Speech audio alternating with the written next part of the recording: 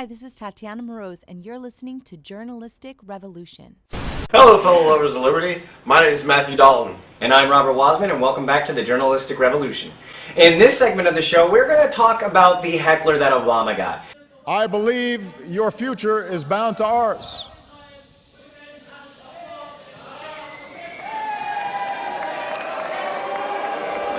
I know, politics, right? But I wanted to bring this up because as I was doing research into it, I noticed a discrepancy between reports. During the president's address in Jerusalem Thursday, he was interrupted by a heckler, and most mainstream media are reporting that the heckler, later identified as Rabbi Aid, was shouting about Jonathan Pollard, presumably calling for his release. Now, we'll get back to that in a second, because even though what is being reported is not actually what Mr. Aid says he said. The 24-year-old Arab-Israeli student from Haifa, who was escorted out, told the reporters that he had been removed from the hall for shouting during Mr. Obama's speech against the occupation and for the liberation of Palestine. Mr. Aid's comments were quickly drowned out by loud boos from the audience, of course. And inside the hall, it was difficult even to discern what language he had spoken. Obama needed to hear the words, "I told him," Mr. Aid said in an interview with Ynet, which is an Israeli news site. He said that he had asked, "Are you really here to promote the peace process, or are you here to give Israel more weapons to kill the Palestinian people with?" Mr. Aid said that he had not come to the speech intending for him to stage a protest.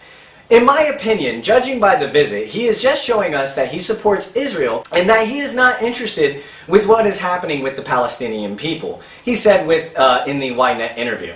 He goes on to say that he does not regret saying those things to Obama. On the contrary, I would very much like for him to listen to me. I was expecting to hear a democratic speech, but to my regret, this was a provocative speech, and that is what encouraged me to express my message. With the audience firmly behind him, President Obama handled the heckler smoothly, saying such a response was part of the lively debate. He had cited as a sign of the health of Israel's democracy. "We actually arranged for that because it makes me feel at home," Mr. Obama joked. "I wouldn't feel comfortable if I didn't have at least one heckler."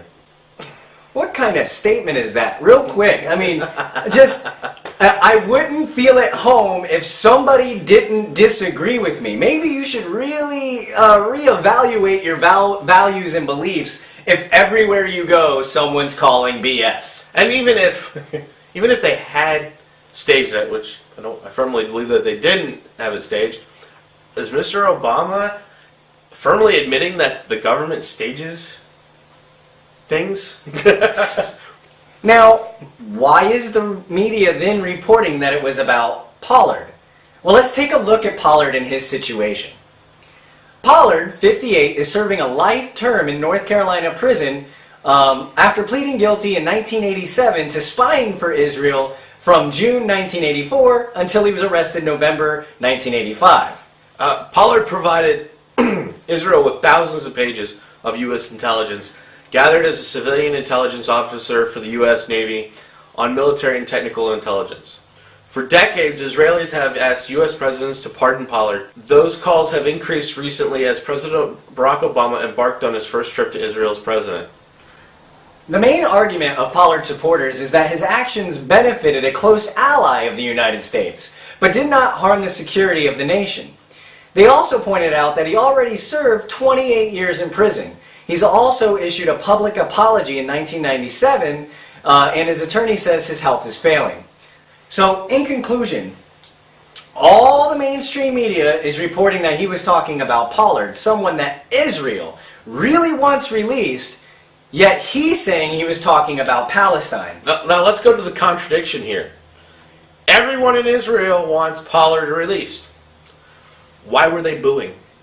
It just shows the mainstream media is willing to cow down to the government of Israel just so that they can help push for the release of one of their political prisoners instead of bringing attention to the sufferings of the Palestinian people as the heckler originally wanted. Now, what I like about this is just another example of why we do what we do.